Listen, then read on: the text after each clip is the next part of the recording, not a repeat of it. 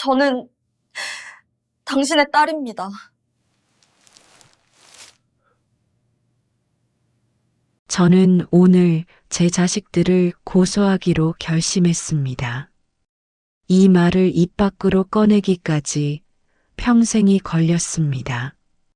아니, 어쩌면 평생보다 더 긴 시간이었는지도 모르겠습니다. 병원 복도는 소독약 냄새로 가득했습니다. 하얀 벽, 차가운 바닥, 그리고 제 손에 쥐어진 수술 동의서. 의사 선생님은 말씀하셨지요. 늦으면 위험하다고, 빨리 결정해야 한다고요. 아버지, 괜찮으세요? 큰아들 정우가 제 어깨에 손을 올렸습니다. 따뜻해 보이는 미소였습니다. 딸 정민이도 곁에 서서 걱정스러운 눈빛을 보냈지요. 걱정 마세요, 아버지. 저희가 다 준비했어요. 정민이가 건넨 서류 봉투를 받아들었을 때 저는 이상한 기분이 들었습니다. 수술 동의서만 있으면 될 텐데 왜 이렇게 두꺼운 걸까요? 봉투를 열었습니다. 회사명의 이전서였습니다. 이게 뭡니까? 제 목소리가 떨렸습니다. 아버지, 만약을 대비해서요. 수술이 잘못되면 회사 일은 누군가 처리해야 하잖아요. 정우의 목소리는 차분했습니다. 너무 차분했습니다. 마치 오래전부터 준비해 온 대사처럼 들렸지요. 지금 당장은 아니어도 괜찮아요. 하지만 아버지, 언젠가는 필요한 일이잖아요. 정민이가 제 손을 잡았습니다. 따뜻했던 손이 갑자기 낯설게 느껴졌습니다. 저는 아무 말도 하지 못했습니다. 그저 고개만 끄덕였지요. 그날 저는 수술 동의서와 함께 명예 이전서에도 도장을 찍었습니다. 돌이켜보면 그때 이미 알고 있었던 것 같습니다. 제가 무엇을 잃고 있는지를요. 집으로 돌아온 밤, 저는 혼자 거실에 앉아 있었습니다. 아이들은 급한 일이 있다며 먼저 떠났지요. 수술을 앞둔 아버지를 두고 말입니다. 통장을 꺼내 들었습니다. 평생 모은 돈이 담긴 통장이었습니다. 작은 보안 소프트웨어 회사를 30년 넘게 운영하며 악착같이 모았지요. 하지만 숫자를 보는데도 실감이 나지 않았습니다. 내가 뭘 위해 이렇게 살았던 걸까? 정우와 정민이를 입양한 건 제가 30살 때였습니다. 결혼도 하지 않은 채 갑자기 아이 둘을 데려왔을 때 주변 사람들은 모두 미쳤다고 했지요. 회사도 겨우 시작 단계였고 저 혼자 먹고 살기도 빠듯한 시절이었으니까요. 하지만 저는 그 아이들을 보는 순간 알았습니다. 이 아이들이 제 가족이 될 거라는 걸요. 밥을 굶기지 않으려고 밤새 일했습니다. 학원비를 대려고 주말도 반납했지요. 아이들이 원하는 건 뭐든 해주고 싶었습니다. 피 한 방울 안 섞였다는 게 무슨 상관이겠습니까? 저에게 그 아이들은 전부였습니다. 정우가 대학 졸업할 때 제 회사에 들어오고 싶다고 했습니다. 얼마나 기뻤는지 모릅니다. 정민이도 경영학을 전공하며 회사 일을 배우기 시작했지요. 내 자식들이 내 뒤를 잇는구나. 그렇게 믿었습니다. 아니, 믿고 싶었습니다. 하지만 언제부턴가 느껴졌습니다. 아이들의 눈빛이 달라졌다는 걸요. 저를 보는 게 아니라 제 뒤에 있는 무언가를 보는 것 같았습니다. 회사였을까요? 아니면 돈이었을까요? 휴대폰이 울렸습니다. 정우였습니다. 아버지, 내일 수술 전에 들를게요. 준비물 있으면 말씀하세요. 그래. 전화를 끊고 나서 저는 다시 서류 봉투를 꺼내 들었습니다. 명예 이전서. 제 이름 옆에 찍힌 도장이 번져 보였습니다. 이게 정말 옳은 일일까? 대답은 없었습니다. 새벽녘 저는 회사로 향했습니다. 수술 전날인데도 집에 가만히 있을 수가 없었지요. 30년을 함께한 사무실이 어둠 속에 조용히 서 있었습니다. 불을 켰습니다. 책상 위에 놓인 사진 한 장이 눈에 들어왔습니다. 정우와 정민이가 어렸을 때 찍은 사진이었지요. 저는 그 사진을 오래 바라보았습니다. 그때 누군가 문을 두드렸습니다. 사장님 계세요? 오성훈 차장이었습니다. 저와 20년을 함께한 직원이지요. 이 시간에 웬일입니까? 사장님이 계실 것 같아서요. 내일 수술이시잖아요. 성훈 씨가 들어와 제 앞에 앉았습니다. 사장님 괜찮으세요? 얼굴이 안 좋으신데요. 저는 대답 대신 고개를 저었습니다. 오 차장, 사람을 믿는다는 게 뭘까요? 성훈 씨는 잠시 말이 없었습니다. 그러더니 조심스럽게 입을 열었지요. 사장님 혹시 아드님들 때문에 그러세요? 저는 놀라서 성훈 씨를 바라보았습니다. 회사에 소문이 돌고 있습니다. 사장님 수술하시면 경영권이 넘어간다고요. 직원들이 불안해하고 있어요. 가슴이 철렁 내려앉았습니다. 언제부터였습니까? 한 달 전쯤요. 정우 전무님이 주요 거래처랑 따로 미팅을 하시더라고요. 사장님 몰래요. 저는 눈을 감았습니다. 이미 알고 있었던 사실을 확인받는 기분이었습니다. 오 차장, 나는 뭘 잘못한 걸까요? 사장님은 아무 잘못 없으세요. 다만, 성훈 씨가 말끝을 흐렸습니다. 너무 좋은 분이셔서 이용당하신 겁니다. 그 말이 가슴에 박혔습니다. 다음 날 아침 저는 수술을 취소했습니다. 그리고 변호사 사무실 문을 열었습니다. 제 자식들을 고소하고 싶습니다. 변호사는 놀란 표정으로 저를 바라보았습니다. 어떤 혐의로요? 횡령, 그리고 배임. 제 손이 떨렸습니다. 하지만 목소리만큼은 또렷했습니다. 이제 시작입니다. 제가 평생 믿어왔던 모든 것과의 싸움이 말입니다. 변호사 사무실을 나서는 발걸음이 무겁기만 했습니다. 고소장을 접수했다는 사실이 실감나지 않았지요. 30년 넘게 키운 아이들을 제 손으로 법정에 세운다는 게 어떤 의미인지 아직 온전히 받아들이지 못했습니다. 휴대폰이 울렸습니다. 정우였습니다. 아버지, 수술 어떻게 되셨어요? 연락이 없으셔서요. 목소리는 여전히 차분했습니다. 걱정하는 척하는 그 톤이 이제는 낯설게만 느껴졌지요. 취소했다. 네. 왜요? 의사 선생님이 빨리 하셔야 한다고 하지 않으셨어요?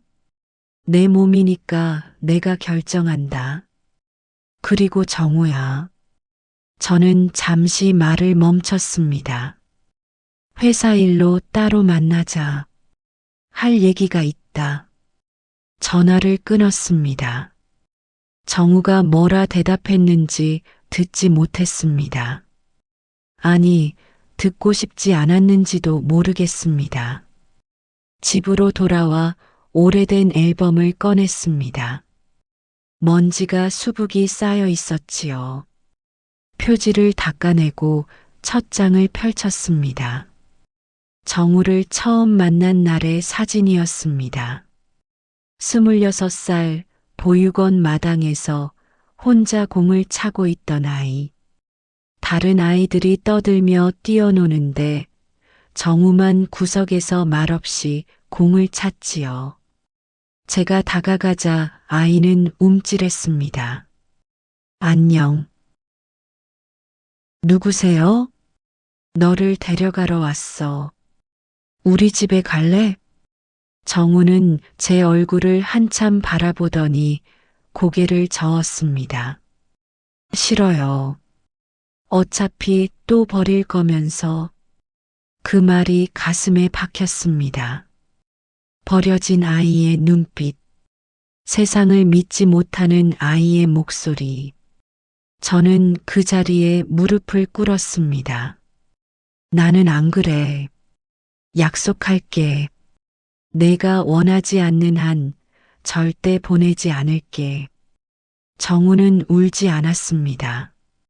그저 제 손을 잡았을 뿐이지요. 그날부터 우리 둘의 삶이 시작되었습니다. 다음 장을 넘겼습니다. 정민이가 온 날이었습니다. 정우를 데려온 지 3년째 되던 해였지요. 보육원에서 연락이 왔습니다. 정우와 같은 곳에서 지내던 여자아이가 있는데 입양 가정을 찾지 못했다고요. 사장님, 아이가 하나 더 늘면 힘드실 텐데요. 원장 선생님이 조심스럽게 말씀하셨습니다. 괜찮습니다. 데려오겠습니다. 정민이를 처음 본 순간을 잊을 수가 없습니다. 10살짜리 아이가 제 앞에 꼿꼿이 서서 인사를 했지요. 안녕하세요. 저는 정민이라고 해요. 잘 부탁드려요. 너무 의젓했습니다. 아이답지 않게 말입니다. 정민아, 우리 집에 가고 싶니? 네. 오빠랑 같이 있고 싶어요. 그 말에 옆에 서 있던 정우가 정민이의 손을 잡았습니다. 남매가 아닌데도 서로를 의지하는 모습이 기특했지요. 이 아이들에게 가족을 만들어주자. 그날 저는 다짐했습니다. 피가 아니어도 괜찮다고, 함께 사는 것만으로도 가족이 될 수 있다고 믿었습니다. 앨범을 덮었습니다. 사진 속 아이들의 웃는 얼굴이 흐릿하게 보였습니다. 어디서부터 잘못된 걸까? 생각해 보았습니다. 언제부터 아이들이 달라졌는지를요. 정우가 대학을 졸업하고 회사에 들어온 날이었을까요? 처음엔 열심히 배우는 것 같았습니다. 새벽같이 출근하고 늦게까지 남아서 일했지요. 아버지, 이 프로젝트 제가 맡아도 될까요? 그래, 한번 해봐라. 정우는 일을 잘했습니다. 거래처와의 협상도 직원 관리도 능숙했지요. 저는 뿌듯했습니다. 역시 내 아들이야. 하지만 어느 순간부터였을까요? 정우가 제 결정에 반대하기 시작했습니다. 아버지, 그 방식은 너무 구식이에요. 요즘엔 그렇게 안 해요. 정우야, 우리 회사는 신뢰로 일하는 곳이다. 빠른 게 능사가 아니야. 그러니까 회사가 안 크는 거예요. 좀 더 공격적으로 나가야죠. 점점 대화가 줄어들었습니다. 정우는 제 의견을 구식이라 했고, 저는 정우의 방식이 너무 급하다고 느꼈지요. 정민이는 달랐습니다. 겉으로는 항상 제 편이었습니다. 아버지 말씀이 맞아요. 오빠, 너무 성급하게 굴지 마. 넌 회사 일을 뭘 알아? 난 아버지 마음을 아는걸. 오빠는 그것도 모르잖아. 남매가 다투는 모습을 보며 저는 중재했습니다. 하지만 지금 생각해 보면 그때 이미 무언가 시작되고 있었던 게 아닐까요? 정민이가 제 편을 든 건 저를 위해서가 아니었습니다. 오빠와 나눠 가질 것을 계산하고 있었던 거지요. 문 밖에서 인기척이 났습니다. 누군가 왔습니다. 아버지, 저예요. 정민이었습니다. 열쇠로 문을 열고 들어왔지요. 아버지, 왜 연락도 안 받으세요? 수술은요? 오빠가 걱정하고 있어요. 그래. 정민이가 제 옆에 앉았습니다. 예전처럼 자연스럽게 제 손을 잡았지요. 아버지, 요즘 너무 스트레스 받으시는 거 아니에요? 회사 일도 그렇고. 정민아. 저는 정민이를 바라보았습니다. 너희가 정말 나를 걱정하는 거니? 정민이의 표정이 굳었습니다. 무슨 말씀이세요? 명예 이전서 말이다. 왜 그걸 지금 받으려고 했니? 그건 만약을 대비해서요. 아버지한테 무슨 일이 생기면 내가 죽길 바라는 거니? 정민이가 손을 뿌리쳤습니다. 아버지, 그게 무슨 말씀이세요? 그럼 뭐니? 수술 전에 회사를 넘겨받으려던 게 뭐니? 정민이의 눈빛이 차가워졌습니다. 처음 보는 표정이었지요. 아버지도 이제 나이가 있으시잖아요. 언젠가는 누군가 회사를 물려받아야 하고 그게 저희가 아니면 누구예요? 그래서 내가 살아있는데도 빼앗으려고 한 거니? 빼앗는 게 아니라 준비하는 거예요. 아버지는 왜 그걸 몰라요? 정민이가 소리를 질렀습니다. 그 순간 저는 알았습니다. 이 아이는 더 이상 제가 키운 그 아이가 아니라는 걸요. 정민아, 나가거라. 아버지, 나가. 정민이가 문을 쾅 닫고 나갔습니다. 고요함이 찾아왔지요. 저는 소파에 주저앉았습니다. 온몸에 힘이 빠졌습니다. 내가 뭘 잘못한 걸까? 너무 많이 줬던 걸까요? 아니면 너무 적게 사랑했던 걸까요? 대답은 없었습니다. 며칠 뒤 회사에서 이상한 일이 벌어졌습니다. 주요 거래처 3곳이 계약을 해지했습니다. 30년 가까이 함께 일했던 곳들이었지요. 사장님, 이거 이상합니다. 갑자기 다들 같은 날 통보를 해왔어요. 성훈 씨가 급하게 달려왔습니다. 누가 뭐라고 하던가 회사 경영에 문제가 있다고 하더군요. 새로운 업체를 찾았대요. 제 머릿속이 복잡해졌습니다. 이건 우연이 아니었습니다. 차장, 정우가 최근에 어디 다녀온 곳 있나? 성훈 씨가 망설이다가 입을 열었습니다. 그 거래처들이요. 가슴이 철렁했습니다. 언제? 한 달 전부터요. 제 이름으로 미팅을 잡더라고요. 정우가 거래처를 돌며 뭔가를 했다는 뜻이었습니다. 제 뒤에서 말입니다. 그날 밤 정우에게 전화를 걸었습니다. 거래처 계약 해지 건 내가 한 거니? 아버지, 그게 대답이나 해. 내가 한 거 맞니? 정우가 한숨을 쉬었습니다. 아버지, 회사가 바뀌어야 해요. 지금 방식으론 안 돼요. 그래서 내 회사를 무너뜨리려고 한 거니? 무너뜨리는 게 아니라 재건하려는 거예요. 아버지는 왜 그걸 이해 못 하세요? 전화를 끊었습니다. 더 이상 들을 수가 없었습니다. 저는 그날 변호사에게 다시 연락했습니다. 증거를 찾아야 합니다. 횡령 증거를요. 싸움은 이제 시작이었습니다. 제가 평생 믿었던 사람들과의 전쟁이 말입니다. 증거를 찾기 시작한 지 일주일이 지났습니다. 회계 장부를 뒤지고 거래 내역을 확인했지요. 하지만 정우는 치밀했습니다. 겉으로 드러나는 건 아무것도 없었습니다. 사장님, 이거 보세요. 성훈 씨가 서류 뭉치를 들고 왔습니다.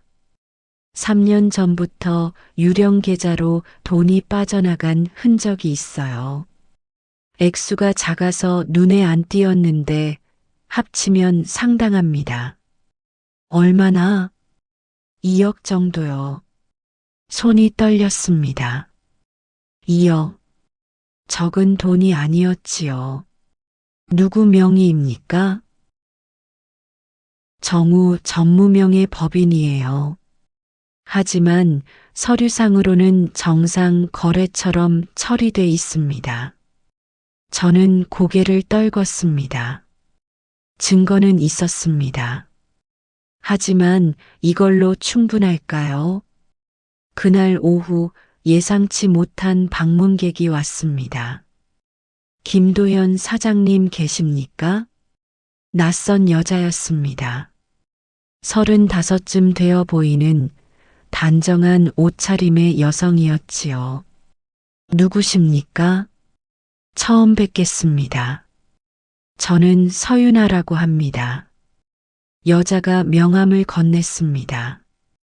대기업 IT 계열사 대표라고 적혀 있었지요. 무슨 일로 오셨습니까? 사장님 회사를 인수하고 싶습니다. 순간 귀를 의심했습니다. 뭐라고 하셨습니까? 김도현 사장님의 회사 인수 제안을 드리러 왔습니다. 여자는 차분하게 말했습니다. 하지만 제 머릿속은 혼란스러웠지요. 갑자기 무슨 소리입니까? 우리 회사가 팔려고 내놓은 것도 아닌데. 압니다. 하지만 지금 사장님께 필요한 건 돈이 아니라 시간이시잖아요. 여자의 눈빛이 날카로웠습니다. 어떻게 제 상황을? 사장님 아드님들이 회사를 넘겨받으려 한다는 거 압니다. 거래처를 빼돌리고 있다는 것도요. 등골이 서늘해졌습니다. 대체 누구십니까? 어떻게 그걸 아십니까? 여자가 잠시 망설이더니 조용히 입을 열었습니다. 저는 사장님의 딸입니다. 시간이 멈춘 것 같았습니다. 무슨 말도 안 되는, 믿기 어려우시겠지만 사실입니다. 사장님께는 친딸이 한 명 있었습니다. 그게 저예요. 여자가 서류를 꺼냈습니다. 이건 출생증명서 사본이에요. 그리고 이건 저희 어머니 사진입니다. 사진 속 여자를 보는 순간 숨이 멎었습니다. 이수진, 30년 전 제가 사랑했던 사람이었습니다. 수진이를 어떻게 어머니는 제가 5살 때 돌아가셨어요. 그 전에 사장님 얘기를 많이 해주셨죠. 여자의 목소리가 떨렸습니다. 어머니는 사장님을 평생 그리워하셨어요. 하지만 연락하지 못했대요. 사장님이 이미 새 가족을 꾸리셨으니까요.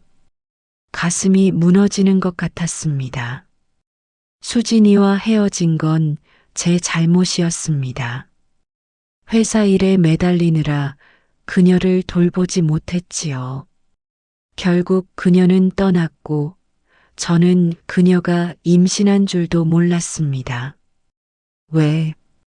왜 이제야 나타난 겁니까? 어머니가 돌아가시고 나서도 사장님을 찾을 용기가 없었어요. 하지만 최근에 사장님이 위기에 처했다는 걸 알게 됐죠. 여자가 제 손을 잡았습니다. 늦었지만 도와드리고 싶어요.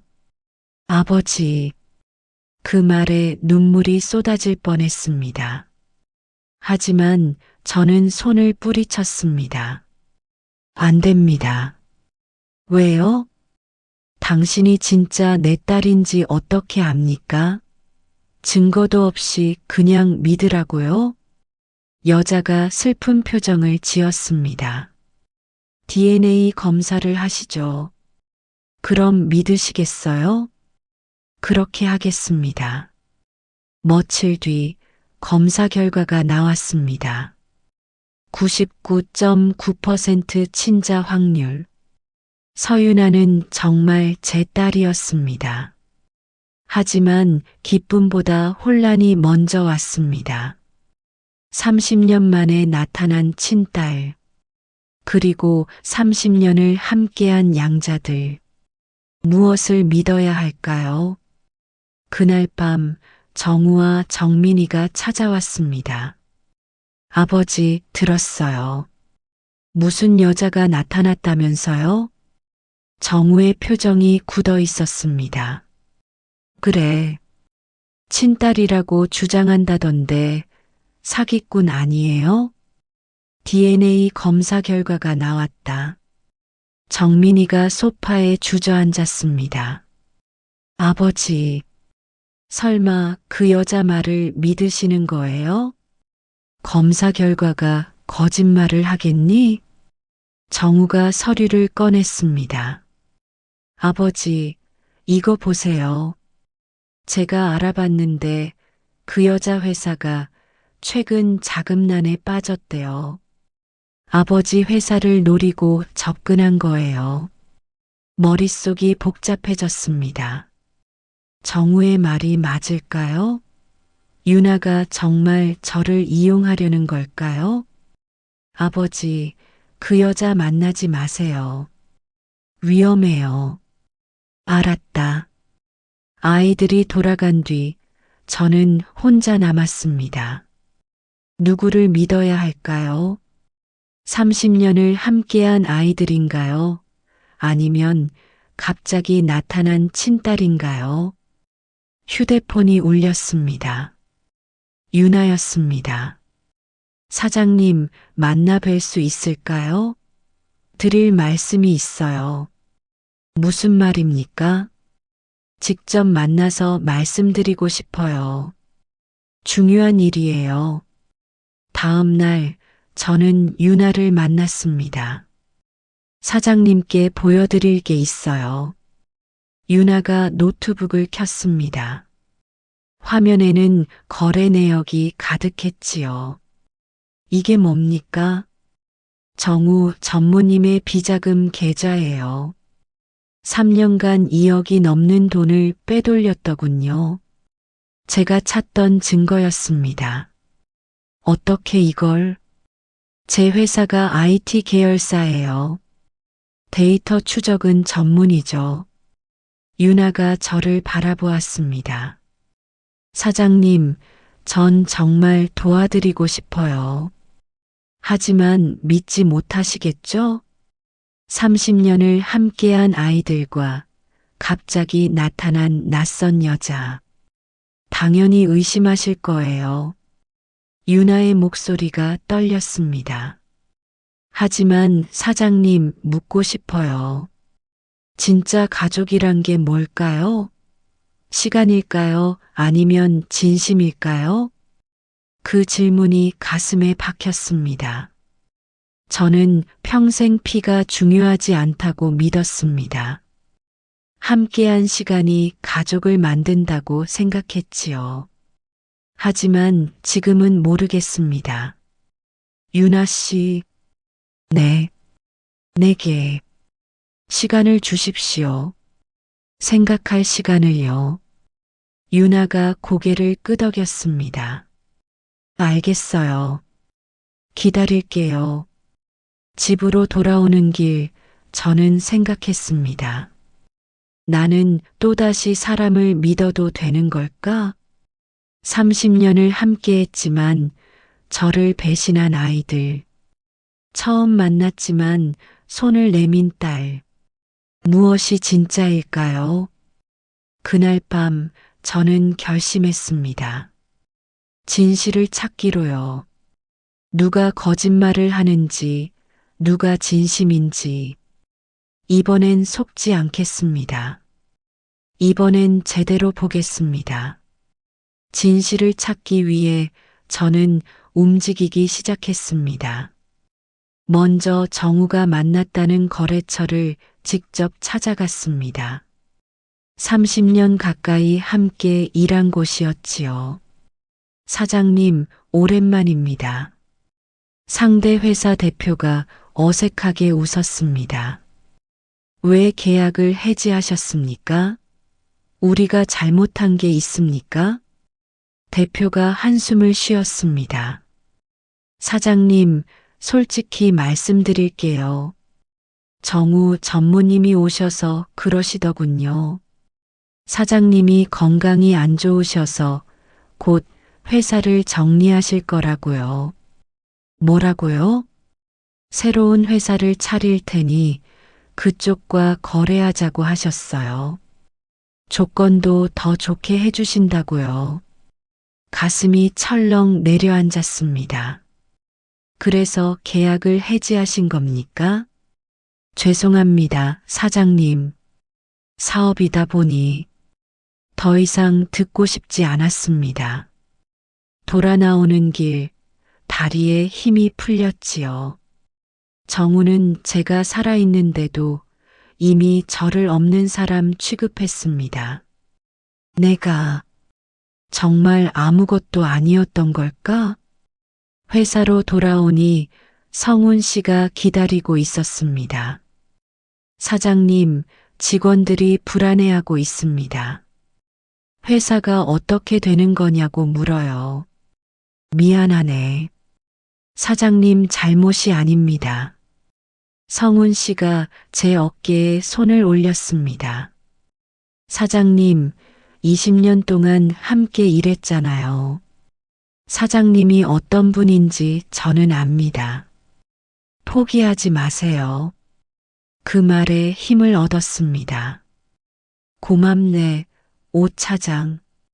한 가지 제안이 있습니다. 말해보게. 다음 달에 업계 기술 경진 대회가 있어요. 거기서 우리 기술력을 보여주는 겁니다. 그럼 거래처들도 다시 생각할 거예요. 기술 경진 대회. 저희 회사가 가장 자신 있는 분야였습니다. 하지만 준비할 시간이 부족했지요. 한 달 안에 가능하겠나? 직원들이 밤을 새워서라도 하겠다고 합니다. 사장님만 믿어주시면 돼요. 저는 고개를 끄덕였습니다. 해보세. 그날부터 회사는 전쟁터가 되었습니다. 밤낮 없이 코드를 짜고 테스트를 반복했지요. 직원들 모두 자발적으로 남았습니다. 사장님, 퇴근하세요. 저희가 할게요. 아니야. 나도 함께 할게. 69의 나이에 밤을 새우는 건 쉽지 않았습니다. 하지만 아이들과 함께 있으니 힘이 났지요. 이 사람들이 진짜 가족이구나. 며칠 뒤 유나에게서 연락이 왔습니다. 사장님, 만나 뵐 수 있을까요? 무슨 일입니까? 도와드리고 싶어요. 기술 경진 대회 준비하신다면서요? 어떻게 그걸? IT 업계는 좁아요. 소문 들었습니다. 다음 날 유나가 회사로 왔습니다. 그리고 놀라운 제안을 했지요. 저희 회사 기술팀을 빌려드릴게요. 대회 준비를 도와드리겠습니다. 왜 그러십니까? 무슨 이득이? 이득은 없어요.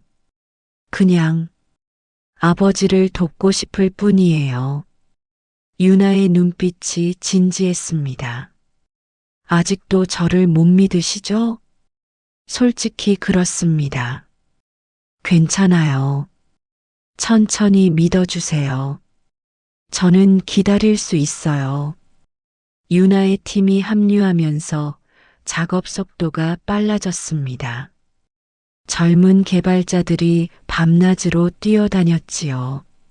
사장님, 이 부분은 이렇게 수정하는 게 좋을 것 같아요. 그래, 한번 해보게. 함께 일하면서 유나를 조금씩 알게 되었습니다. 그녀는 똑똑했고 성실했으며 무엇보다 사람을 소중히 여겼습니다. 어느 날 밤 둘이서 커피를 마시며 이야기를 나눴습니다. 유나 씨, 왜 이렇게까지 도와주십니까? 유나가 잠시 생각하더니 대답했습니다. 어머니가 돌아가시기 전에 하신 말씀이 있어요. 무슨 말씀? 당신 아버지는 좋은 사람이었다고.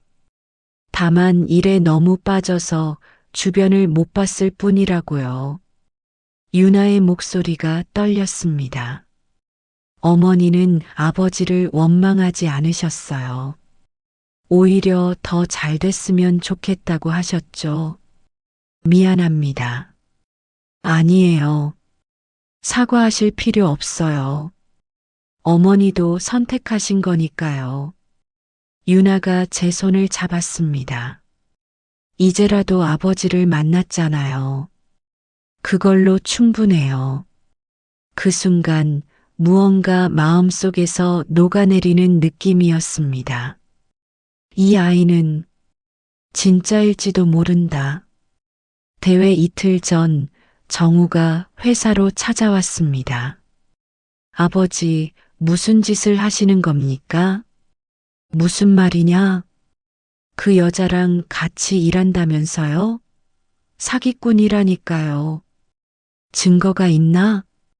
정우가 말문이 막혔습니다. 아버지, 정신 차리세요. 30년을 함께 산 우리보다 갑자기 나타난 여자를 믿으시겠다는 겁니까? 정우야.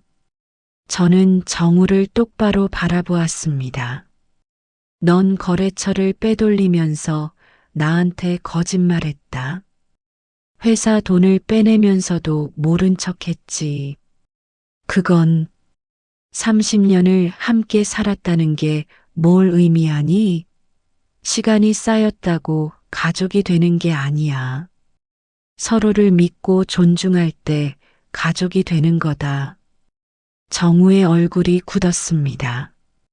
아버지는 저희를 버리시는 거네요. 버리는 게 아니라 놓아주는 거다. 넌 이미 내 길을 선택했잖니. 정우가 돌아섰습니다. 후회하실 겁니다. 그럴지도 모르지. 정우가 문을 쾅 닫고 나갔습니다.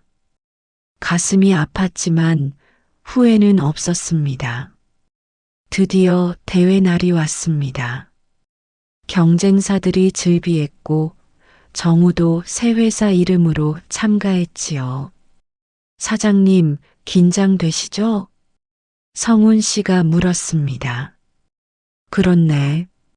하지만 우리가 최선을 다했으니 결과는 맡기세. 발표가 시작되었습니다. 정우의 회사가 먼저 나왔습니다. 화려한 프레젠테이션에 심사위원들이 고개를 끄덕였지요. 하지만 기술 시연에서 오류가 났습니다. 이상하네요. 왜 안 되는 거죠? 정우의 팀원이 당황했습니다. 급하게 준비한 티가 났지요. 이윽고 저희 차례가 왔습니다.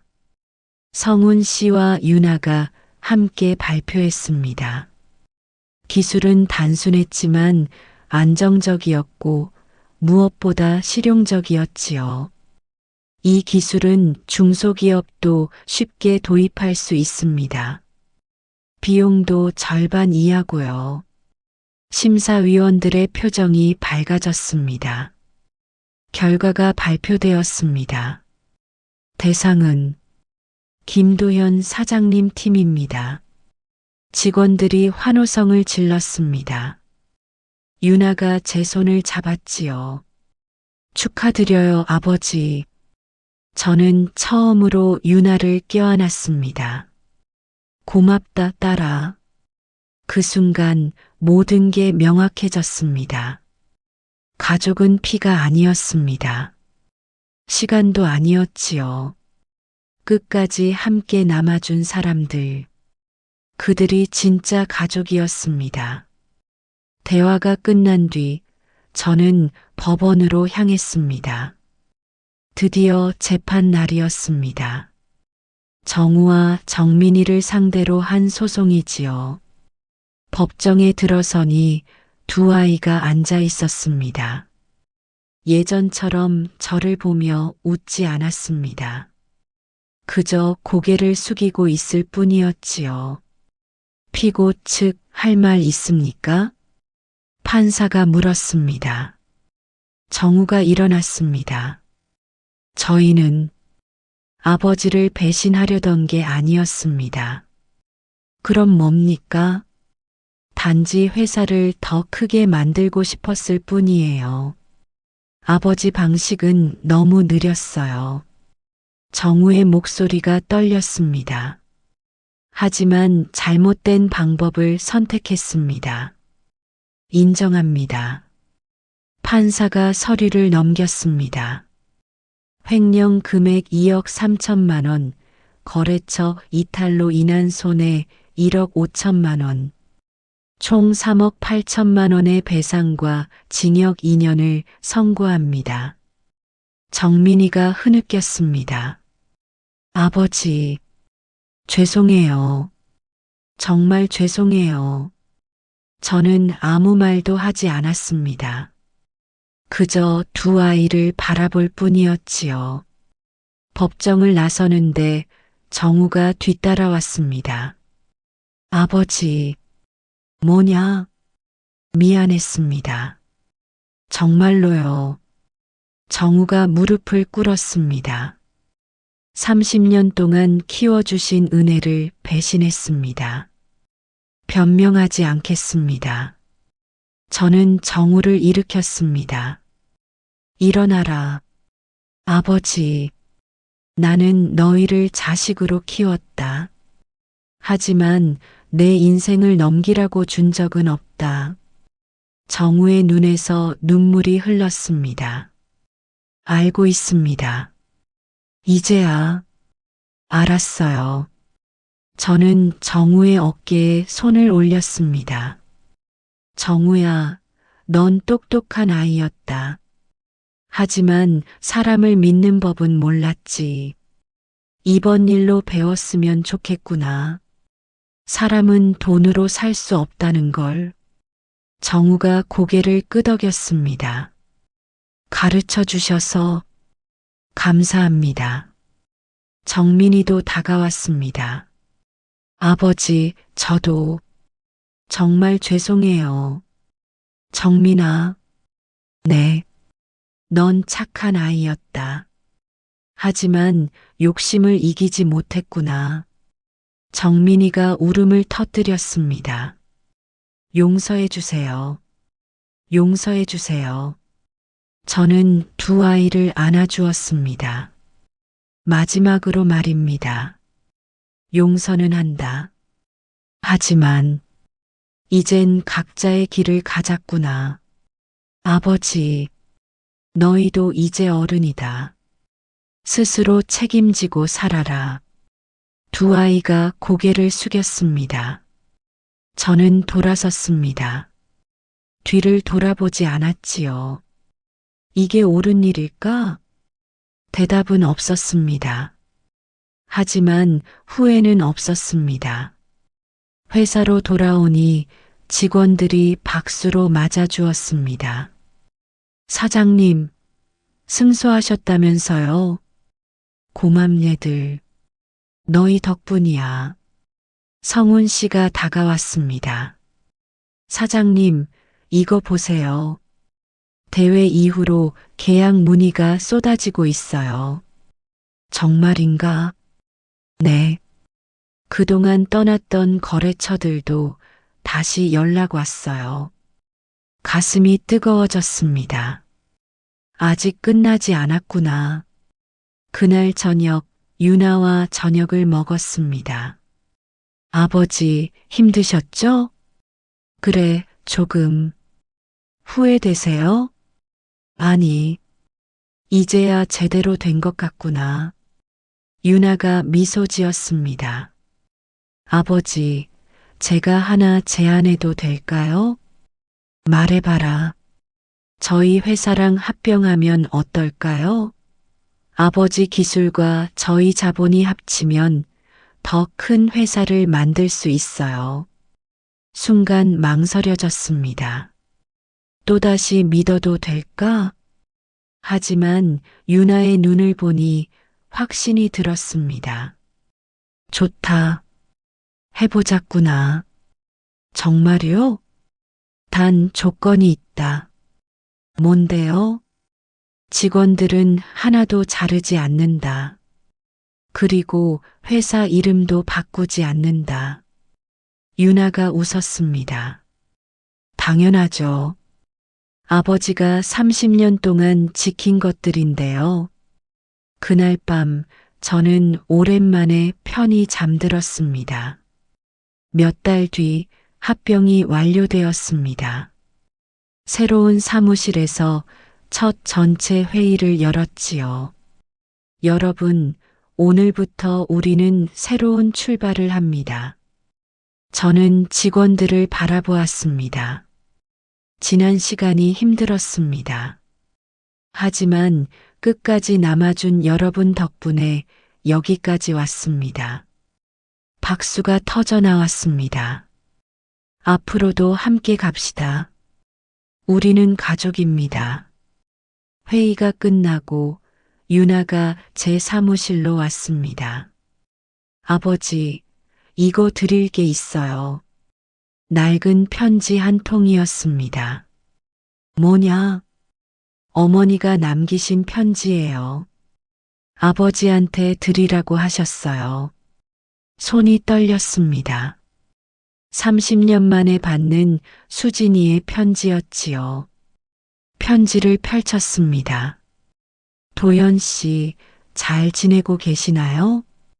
이 편지를 쓰는 지금 저는 많이 아픕니다. 유나에게 이 편지를 언젠가 전해달라고 부탁했어요. 당신을 원망하지 않습니다. 우리는 각자의 길을 선택했고 그게 최선이었다고 믿어요. 다만 한 가지 후회되는 건 유나를 보여드리지 못한 거예요. 우리 딸은 참 똑똑하고 착한 아이로 자랐답니다. 당신을 닮았어요. 부디 유나를 만나게 되면 한 번만 안아주세요. 그 아이가 평생 원했던 게 아버지의 따뜻한 품이었으니까요. 행복하세요, 도연 씨. 수진. 눈물이 흘러내렸습니다. 유나가 제 손을 잡았습니다. 아버지, 괜찮으세요? 저는 유나를 꼭 안아주었습니다. 미안하다. 정말 미안하다. 아니에요. 이제라도 만났잖아요. 고맙다, 딸아. 내 곁에 와줘서. 저야말로 감사해요, 아버지. 오랫동안 우리는 그렇게 서 있었습니다. 30년 만에 포옹이었습니다. 계절이 바뀌었습니다. 어느 따뜻한 봄날, 저는 회사 옥상에 올라갔습니다. 서울 하늘이 맑았습니다. 많은 일이 있었지. 배신도 있었고, 상처도 있었습니다. 하지만 새로운 만남도 있었지요. 성훈 씨가 옥상 문을 열고 올라왔습니다. 사장님, 여기 계셨네요. 오 차장도 왔나? 네. 바람 좀 쐬러요.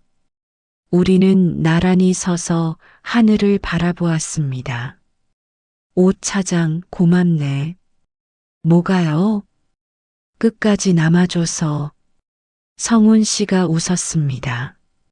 사장님이 믿어주셔서 제가 더 고맙죠. 사람을 믿는다는 게 참 어려운 일이더군. 하지만 사장님은 해내셨잖아요. 그런가? 네. 그래서 저희가 따르는 겁니다. 저는 고개를 끄덕였습니다. 그날 저녁 유나와 함께 저녁을 먹었습니다. 아버지, 행복하세요? 응, 행복하다. 앞으로 뭐 하고 싶으세요? 저는 잠시 생각했습니다. 너랑 함께 회사를 키우고 싶구나. 그리고요? 사람들에게 말해주고 싶다. 늦었다고 생각할 때가 가장 빠른 때라고. 유나가 눈물을 글썽였습니다. 아버지, 사랑해요. 나도 사랑한다, 딸아. 집으로 돌아오는 길, 저는 하늘을 올려다보았습니다. 별이 반짝이고 있었지요. 수진아, 우리 딸 잘 키웠어. 고마워. 바람이 불었습니다. 마치 대답하듯이 말입니다. 저는 오늘 새로운 삶을 시작했습니다. 69의 나이에 다시 시작한 인생이지요. 늦었지만 끝은 아니었습니다. 아직 해야 할 일이 많았고 함께 할 사람들이 있었으니까요. 그리고 저는 이제 알았습니다. 진짜 가족이 무엇인지를요. 피가 아니라 선택이었습니다. 끝까지 함께 남기로 선택한 사람들. 그들이 진짜 가족이었습니다.